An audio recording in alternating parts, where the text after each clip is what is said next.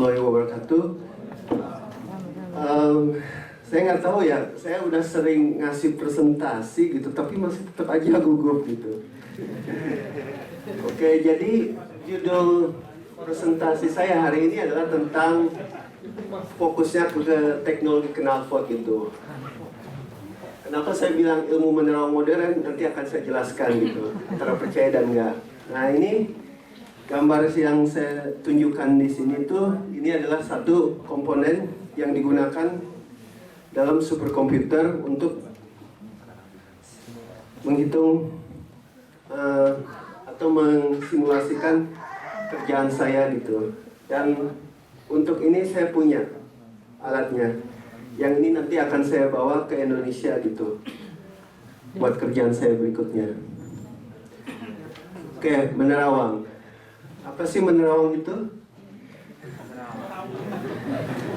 Kita kalau bilang menerawang berdasarkan apa ya? Pertama itu kita kalau bicara dengan indera keenam itu kita bisa melihat sesuatu yang tidak bisa kita lihat, tidak tampak gitu, dengan ilmu batin itu. Atau yang lain itu menembus gitu. Nah, ini zaman nenek moyang kita waktu dulu ini. Yang sebelah kiri ini kalau mau cari informasi, kalau kita sekarang kan gampang. Informasi, buka internet, search Google kan, dapat. Jarak stasiun kereta ke sini kemana, restoran di mana gitu, informasi. Tapi kalau nenek moyang kita dulu, kalau mau cari informasi harus bertapa dulu gitu, biar dapat wangsit gitu. Nah, ini selanjutnya, mungkin yang orang Jawa paham ini Merogo Sukmo gitu. Jadi zaman dulu itu belum ada pesawat gitu, paling banter ya kapal. Jadi kita kalau mau jalan-jalan keluar mana gitu, kita itu harus kayak apa, rok kita gitu lepas gitu. Jadi kita menerawang gitu dari atas.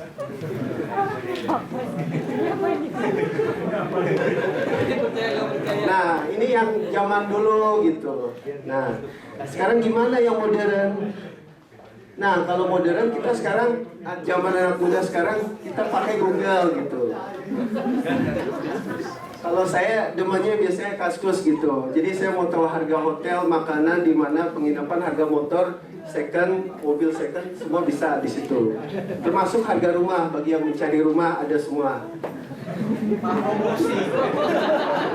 Ya, betul. Nah, dan untuk mendapat informasi ini, kita ini pakai yang namanya komputer. Nah, saya sedikit akan menjelaskan sejarah tentang komputer. Sederhana aja. Sejarah komputer itu apa sih? Ada yang tahu alat ini nggak? Iya, sempoa gitu. Sederhana sekali kan? Terus yang agak modern dikit gitu. Kayak gini, ukurannya masih gede gitu. Pakai ini kita masih belum bisa nonton film gitu atau dengar lagu gitu. Atau ngetik. Baru bisa ini aja gitu. Dan mungkin yang tahun 80-an, 90-an mungkin pernah pakai komputer ini. Nah, mungkin ingat. Dulu saya kecil juga main dikduk di sini gitu. Nah, sekarang ini komputer impian para mahasiswa, MacBook Pro. Bagi yang punya bersyukur gitu, bagi yang punya ya semoga di tahun mendatang bisa beli gitu. Oke, sekarang, nah, kerjaan saya ini sebenarnya berkaitan dengan pemodelan dalam skala atom gitu. Yang pertama ini adalah sejarah atom gitu, dari zamannya Dalton dulu sampai yang Schrödinger gitu. Saya nggak akan membahas ini, tapi kemudian hubungan ini ada terobosan pada tahun 1965. Jadi orang ini yang paling kiri itu dia bisa memadukan antara yang bawah dengan yang atas, yang nanti dikenal dengan teori density functional theory. Tapi saya akan fokus, jadi secara garis besar ini gitu. Pemodelannya yang paling kiri itu kuantum, yang paling kanan yang yang skala makro gitu. Terus diantaranya Kalau saya itu fokusnya yang paling kiri, daerah kuantum yang pemodelan kayak atom di sana gitu. Oke, itu sekilas pengantar tentang yang saya kerjakan. Nah, sekarang kita ada teknologi knalpot gitu ya.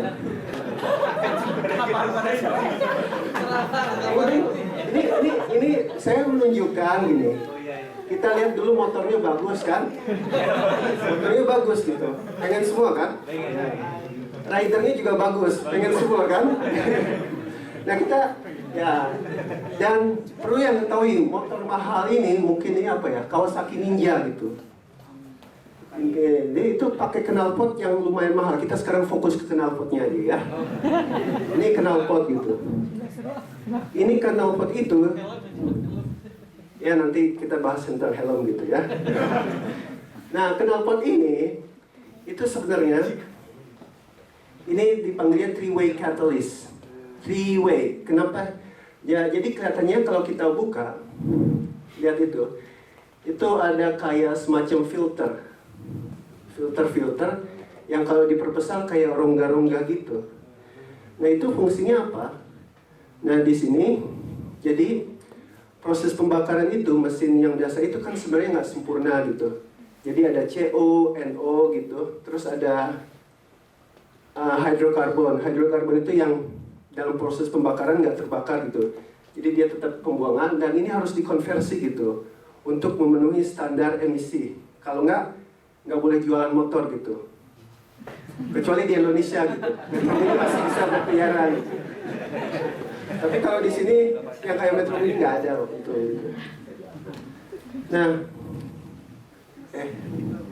Nah ini kalau dilihat kemudian dengan menggunakan stem gitu, kita perbesar lagi gambar-gambarnya, itu kayak bintik-bintik gitu, dan itu distribusi katalisnya gitu. Dan ini pemodelan yang saya kayak lakukan contohnya seperti ini. Jadi sebenarnya yang jadi aktif katalis yang buat konversi CO NO itu yang bagian platinum itu. Dan yang bawahnya itu disebutnya keramik lah gampangnya gitu. Dan itu persamaannya kimianya gitu. Nah, sekarang kita masalah tentang diesel gitu, ini truk. Jadi secara garis besar itu mesin, itu ada DOC, ada DPF, dan ini sistem pembuang ini apa gitu ya, untuk cleaning gitu. Jadi asapnya itu supaya nggak seperti Metro Mini lah, supaya putih bersih seperti yang di sini gitu. Jadi harus memenuhi standar ini semua proses-prosesnya. Dan ini secara lebih detail gini, saya tunjukin. Dan saya kerjanya fokus cuman bagian sininya aja gitu, yang bagian merahnya. Ini prosesnya agak rumit di sini. Nah ini persamaan stoichiometriknya, prosesnya gimana dia secara umum.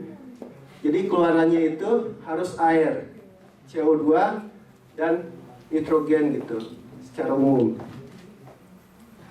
Nah terus kendalanya apa? Sepertinya semuanya sempurna kan prosesnya, nggak ada masalah berjalan. Ternyata permasalahan dengan katalis itu lebih ke permasalahan dengan ekonomisnya gitu. Platinum itu mahal, atau platinum yang mungkin nggak tahu emas putih gitu. Jadi emas itu ada dua, emas Surya, emas Dwi gitu ya. Oh gitu ya. Ini perbandingan misalnya harga emas putih dengan emas biasa gitu. Sangat beda jauh sekali jomplangnya gitu, tingginya. Dan secara umum juga ini saya tabel mungkin nggak terlalu kelihatan gitu. Jadi sebenarnya kita udah ada defisit gitu.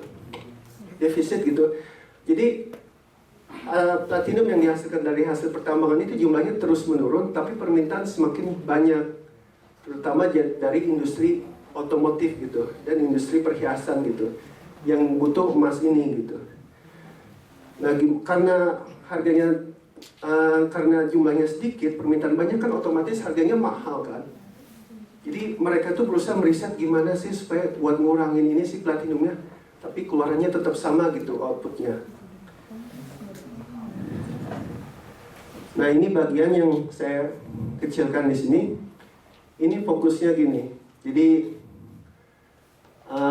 yang gas-gas sisa itu dari hasil pembakaran akan melalui proses ini semua, dan saya fokusnya ngerjain ini, diesel oxidation catalyst ini. Nah, fungsinya apa? Fungsinya ini fungsinya konversi oksidasi, jadi semuanya dikonversi jadi dioksidasi lah istilahnya, itu persamaannya. Dan nanti keluarannya akan masuk ke filter yang kedua. Nah, filter kedua ini itu tuh membakar debu-debu ini yang kecil-kecil, yang kalau di Metro Mini yang hitam-hitam itu, hitam-hitam. Kalau dibakar dia butuhnya itu NO2 gitu buat proses pembakarannya biar sempurna. Temperaturnya tinggi. Nah, permasalahannya, nah sekarang mereka gimana ngatasi ini? Nekan harga, tapi keluarannya tetap sama gitu. Mereka berusaha mengurangi jumlah platinum itu. Jadi ukurannya diperkecil. Tapi pas ukurannya diperkecil, itu konversinya dari NO menjadi NO2 tuh menurun gitu. Akibatnya apa? Kalau jumlahnya menurun, pertama, jadi ini adalah istilahnya keracunan oksigen gitu. Kalau manusia kan nggak ada keracunan oksigen gitu. Nah, jadi platinumnya itu kalau ukurannya terlalu kecil, dia itu terjadi dilapisi oleh oksigen, jadi nggak aktif lagi, nggak bisa menjalankan konversi dari NO menjadi NO2. Nah, kalau yang terjadi apa? Kalau jumlah NO2-nya kecil, itu jadi numpuk kotoran itu di sini, jadi mampet istilahnya. Mampet. Kalau mampet, apa yang terjadi? Kalau mampet yang terjadi berdasarkan persamaan gas ideal, itu temperaturnya meningkat gitu, jadi hampir meledak gitu. Tapi biasanya karena sistem kendaraan sekarang bagus, kalau di situ ada tekanan yang tinggi, otomatis mesinnya mati langsung. Itu ini faktor keselamatannya di situ. Kalau mau iseng juga bisa, kenal pot temannya, disumat aja, mati langsung mesinnya. Bukan saya loh. Oke. Nah, masalah kita udah tahu sekarang. Masalah pertama, harga platinumnya mahal. Yang kedua, kalau diperkecil, nama masalah baru seperti keracunan oksigen gitu, mampet, terus hampir meledak gitu kan, tapi nggak pernah kejadian gitu. Nah, solusinya gimana? Jadi riset terbaru itu mereka berusaha mencampur gitu, jadi nggak platinum aja, tapi dicampur dengan komponen metal yang lain seperti palladium. Tapi mereka nggak bisa berdiri sendiri. Kalau berdiri sendiri seperti lihat palladium konversinya rendah, platinum ya lebih tinggi. Tapi kalau dicampur jadi lebih tinggi, konversinya meningkat. Tapi palladium masih tetap mahal.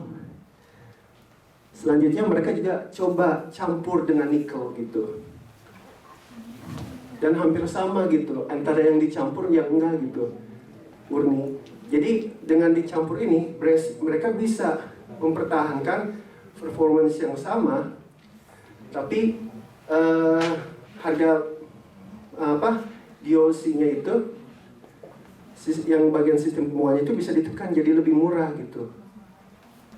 Oke, nah ini mungkin sedikit scientific gitu, tapi saya mau tunjukkan apa sih sebenarnya yang terjadi kalau platinum yang berukuran kecil itu dihinggapi oleh oksigen. Jadi salah satunya itu dia pecah gitu ukurannya. Bentuknya mungkin nggak kayak piramid lagi gitu, tapi jadi pipih kayak bujur sangkar. Kalau ditambah lagi bentuknya jadi ini, patah semua cincin gitu. Ini ini yang saya tunjukkan, ini simulasi di komputer gini. Ini yang disimulasi. Nah, kalau misalnya ukurannya lebih besar? Ternyata sama aja gitu. Dikasih platinum, maksudnya dikasih platinum, dikasih oksigen, pecah juga, bentuknya jadi nggak beraturan gitu, mati. Dia nggak bisa melakukan konversi lagi. Nah, saya waktu itu mengusulkan ini gitu, perbandingan. Ini core shell. Core itu maksudnya bagian intinya, bagian dalamnya. Saya ganti pakai nikel, bagian luarnya aja platinum. Kenapa konfigurasinya kayak gini? Pertama, kalau nikel itu, ikatan nikel sama oksigen itu lebih kuat dari platinum sama oksigen. Jadi kalau saya balik, dia malah lebih nggak bisa konversi, maksudnya lebih cepat mati gitu. Dan yang kedua sebenarnya untung ini, sebenarnya setelah proses kalsinasi itu pemanasan gitu, pada keadaan vakum, jadi konfigurasinya yang secara termodinamika, nikel itu lebih senang berada di bagian dalam daripada platinum gitu. Oke. Nah setelah ini saya tunjukkan, ini kekuatan absorpsi gitu, kekuatan ikatan gitu, simulasi. Ini sebelumnya saya tunjukkan, kan ada yang kayak segitiga gini, ini saya cut gitu. Ini buat ini aja biar gampang lihatnya.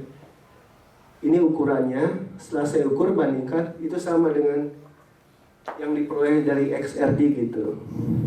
Jadi simulasi komputer itu bisa mendekati nilai yang diberikan oleh hasil eksperimen gitu. Jadi dengan ini kita bisa tahu bahwa kita berada pada jalur yang benar. Ini juga sama. Dan sekarang kita lihat gini, apa yang terjadi rigid. Jadi rigid ini saya waktu itu melakukan metode klasternya itu, saya posisi atomnya saya fix gitu. Jadi nggak boleh berubah. Ini adalah kekuatan absorpsinya gitu. Makin minus dia makin kuat. Di sini platinum saya tunjukkan kan kekuatannya ini paling kuat. Nikel paling lemah. Itu indikasinya bagus. Berarti oksigen nggak terlalu kuat berikatan dengan ini katalisnya. Tapi kalau ada klasternya berubah, sekarang terbalik, malah yang ini lebih kuat gitu. Nah ternyata yang platinum juga ukuran kecil juga nggak terlalu kuat gini. Jadi mereka ya tetap trennya tetap sama gini. Nah sekarang kita mau tanya, jika terjadi cluster reconstruction, kita trennya lihat ikatan PTO-nya makin kuat gini. Jadi keracunan oksigen ini pada ukuran platinum yang kecil tuh kemungkinan besar lebih sering terjadi. Nah sekarang kita bisa nggak mendeteksi cluster reconstruction ini? Ada, kita pakai namanya EXAPS. Apa itu EXAPS? EXAPS itu, ini kepanjangannya Extended X-ray Absorption Fine Spectroscopy. Nah sebelum saya jelasin, saya mau sedikit dulu tentang peranan sinkrontron gitu. Sinkrontron itu kita yang sering tahu kan, yang orang-orang kalau bilang sinkrontron apa sih? Paling cuma buat tumbukan, nyari partikel Higgs gitu. Tapi sebenarnya enggak. Ini juga buat ini dipergunakan untuk industri katalis, untuk menganalisa gitu. Kenapa kita butuh sinkrontron? Pertama, sinkrontron itu sumber energi itu sangat tinggi gitu dibandingkan dengan X-ray biasa yang di rumah sakit, yang kalau kita mau lihat paru-paru atau gigi kita gitu sebelum dioperasi. Jadi karena energinya rendah, tingkat akurasinya itu rendah, jadi nggak jelas. Kalau pakai sinkrontron jadi resolusinya tinggi gitu, jadi kita bisa ngukur gitu jarak antar atom itu berapa di katalis tersebut. Dan ini skemanya gini, ini contoh sinkrontronnya gini. Kita dapat energi diproses, ini pengolahan datanya, dan data yang paling kanan ini nanti itu bisa dipakai dan diolah menjadi EXAPS. Bentuknya kayak gimana sih penampilan datanya? Nanti jadi kayak gini. Ini sedikit bingung tapi saya jelasin interpretasinya gini. Ini misalnya jarak platinum gitu, misalnya sekitar 27,6 jarak antarinum. Ketika ada oksigen nempel, itu nanti jaraknya berubah, memanjang. Dan di situ, itu peak di sini. Kalau kita lihat di sini, ini kan makin lama menurun gini. Ini karena memanjang di sini. Di sini ada tanda panah di sini, bergeser. Semakin ini tuh berdasarkan waktu, setelah berapa periode waktu, ini setelah 5 menit, makin lama makin kecil memanjang. Jadi kalau pada platinum yang berukuran kecil, itu cluster reconstruction itu bisa dideteksi dengan ini, dan kita lihat. Jadi kesimpulannya proses hibridasi itu menyebabkan ikatan platinum itu memanjang, jadi keracunan oksigen itu kemungkinan besar terjadi gitu. Ini yang saya hasilkan dari simulasi saya, ya mirip-mirip lah gitu. Ini yang bagian atas yang biru itu yang nickel platinum cluster, yang bawah yang pure platinum. Ini salah satunya oksigen yang saya tempel gitu. Dan ternyata jadi oksigen itu kalau nempel pada suatu kasus itu dia bisa menyebabkan ikatan bondnya pecah seperti yang saya tunjukkan gitu. Jadi bentuknya nanti berubah. Jadi setelah putus, ini cuma istilah kimia aja, saya lewat aja gitu. Dan ini yang cluster lagi. Ini nggak ada yang pecah di sini. Tapi kemudian kalau kita bandingkan dengan yang cara sama gini, ini artinya apa? Kalau kita ganti nikel itu selain mengurangi kemungkinan katalis itu diracuni oleh oksigen, juga strukturnya lebih kuat, nggak gampang pecah gitu. Oke, mungkin itu sekarang yang bagian yang gampangnya aja lah, pelajaran yang diperoleh hari ini. Jadi pertama, Pak senang kan kalau lihat gini kan? Saya nggak promosi Yamaha di sini ya. Promosi apa dong? Ya promosi knalpot saya di sini. Jadi dari motor gini, kita bisa motornya tuh di belakang ceweknya. Nah ini knalpotnya. Kalau orang Indonesia senangnya cuma lihat ceweknya sama knalpotnya aja gitu. Tapi dari sini kita, pokoknya kita dapat, saya tunjukkan di sini. Jadi ini adalah sebuah proses gitu, di mana teknologi motor itu merupakan teknologi yang knalpot itu nggak sederhana yang seperti kita bayangkan, bukan asal ketok jadi bentuknya knalpot udah bisa dipakai, enggak. Karena prosesnya tinggi, karena dia bukan ketok magic gitu. Jadi untuk mendesain knalpot yang memenuhi standar emisi itu nggak gampang gitu. Itu butuh penelitian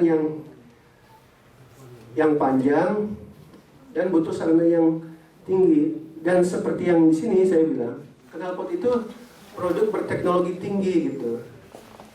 Hanya bisa dihasilkan dengan fasilitas yang modern dan didukung oleh SDM yang kompeten gitu. Jadi nggak sesederhana yang kita bayangkan selama ini gitu. Asal ketok jadi knalpot, asal ketok jadi enggak gitu. Butuh proses. Dan ini yang tidak diketahui oleh banyak orang di Indonesia gitu. Pertanyaan selanjutnya, ini yang mungkin telah Pak Iqbal sampaikan gitu. Setelah pulang ke Indonesia mau ngapain sih? Nah, mau ngapain? Oke. Ada yang bilang saya mau nanam singkong. Orang Pak Sabar gitu. Ada yang bilang saya mau jualan helm sama knalpot. Kebetulan SPG-nya udah ada gitu. Gampang gitu. Ada yang bilang saya mau ke Surabaya belajar ke Haji Sukri gitu. Bikin sate. Iya Pak, maksudnya jual, saya itu cuma kamuflase aja sambil numpang bikin sate. Saya juga ini gimana nyolong knalpot paling cepat gitu. Ada juga yang bilang saya mau fitness lagi. Ya, boleh. Oke, jadi ini tempat kerjaan saya nanti kembali di Indonesia gitu. Ini LIPI gedungnya. Di Puspiptek Serpong juga, tetanggaan sama Pak Sabar gitu. Dekat.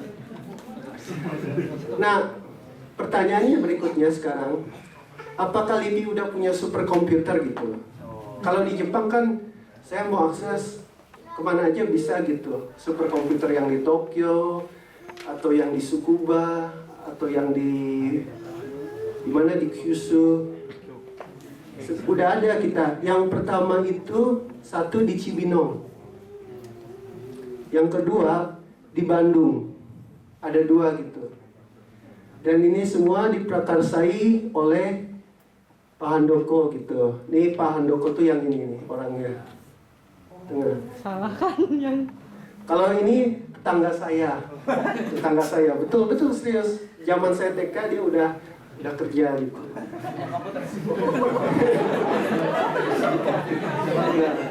Nah, terus ini apa? Alice Livy ini? Alice itu adalah suatu divisi di CERN, sinkrontron di Swiss. Jadi Pak Handoko ini ngerayu ini orang ini, Pak Suharyo Widakdo. Dia ini yang waktu itu berkontribusi dalam penelitian partikel Higgs itu. Dan dia ini sekarang yang mimpin grupnya itu di Cibinong dan di Bandung. Dan dia itu udah dapat track tenure di LIPI. Jadi sekarang itu di LIPI itu, kalau mau jadi peneliti LIPI itu nggak harus lihat jalur khusus PNS gitu. Tapi asal kamu udah punya prestasi di luar, bisa ditarik gitu, langsung dapat gitu. Pak Handoko tuh lagi bikinnya kayak gitu sekarang. Supaya biar cepat nangkap LIPI gitu. Nah, oke, rencana 5 tahun ke depan gitu. Iya, salah satunya nanti. Oke, enggak, ini saya bicara tentang karir aja dulu. Jadi, seperti yang Pak Iqbal sampaikan gitu, setahun lagi kita udah memasuki persaingan bebas, khusus untuk ASEAN aja gitu. Mau nggak mau kan kita harus terus meningkatkan skill, atau nggak kita, istilahnya, tertinggal gitu. Ya, moga-moga aja setelah 5 tahun tuh saya bisa dapat sertifikat ini gitu. Dari NVIDIA gitu. Dalam parallel computing. Nanti bisa jalan-jalan ke ini California jualan knalpot juga gitu. Iya, helm. Banyak yang motor di sana gitu. Oke, jadi itu aja, sekian. Terima kasih. Assalamualaikum warahmatullahi wabarakatuh. Sangat menarik presentasinya. Langsung saja ya untuk sesi tanya jawab. Ada pertanyaan? Saya buka untuk satu pertanyaan. Terus terang saya senang sekali dengar ininya, presentasinya. Platinum itu hanya ada di Amerika Selatan ya? Kita punya nggak sumber? Sebenarnya ada, saya baca berita kayak Dahlan Iskan itu bilang. Yang ini kalau ini saya bacanya di Kompas, tapi yang sebagai kasus. Jadi ada nggak di tempat kita di Indonesia ya? desas-desusnya ada gitu. Jadi sebenarnya platinum selama ini yang penghasil terbesarnya itu Afrika Selatan, kedua itu Rusia. Di Indonesia itu katanya orang perusahaan-perusahaan pertambangan kita itu cuma ngambil timahnya aja, tapi yang rare earth-nya itu karena ngolahnya susah dibuang, malah diekspor gitu Pak. Tapi katanya ada gitu, saya belum tahu. Oke, kalau tadi saya menariknya yang permintaan platinum kan otomotif ya. Otomotif. Iya, jadi pasti akan ada permintaan. Sedangkan itu kan non renewable energy, artinya tidak bisa diperbaharui ya. Iya. Nanti akan habis gitu suatu saat. Kalau misalnya Rusia, Afrika Selatan sama ngambek, nggak ngirim ke Jepang, kira-kira apa yang terjadi? Ya mungkin orang Jepang akan berjibaku Pak buat cari yang nggak pakai non platinum. Sekarang udah ada ke arah sana itu. Jadi itu penelitian jangka panjang mereka gitu. Siapa yang ngerjain itu? Mereka itu konsorsium Pak di sini Pak. Jadi Toyota, Honda itu jadi rencana mereka tuh tahun 2030 itu fuel cell itu mobil itu udah diluncurkan gitu. Jadi kan sudah ada jawabannya. Ini aja kerjaan knalpot, kan kita tadi nggak mikir gitu. Harus ada orang yang berinovasi untuk menggantikan itu. Siapa kira-kira? Fermisa salah satunya. Jadi kalau dia bisa mengcloning 10 atau 15 orang yang mirip sama dia khusus cari ini, kan nggak akan habis itu knalpot di Indonesia. Yang ada hilang semua Pak. Iya. Pantesan saya baru mengerti, oh ini bedanya mahalnya knalpot ini sama knalpot ini. Kita kan macam-macam knalpotnya tuh, belum ada peredam suaranya ya. Iya. Jadi bisa dibayangin dalam satu komponen yang panjangnya berapa Mas? Oh, saya nggak tahu Pak. Panjang ini knalpotnya? Saya setelah dapat knalpotnya, saya Iya. kasih ke Bapak. Nah maksud saya dalam ukuran yang pendek begitu, itu banyak sekali yang bisa diinovasikan di situ gitu. Jadi saya senang dia karena dia bukan jadi pasar, tapi dia yang menjadi inovatornya gitu. Saya kira itu aja. Terima kasih.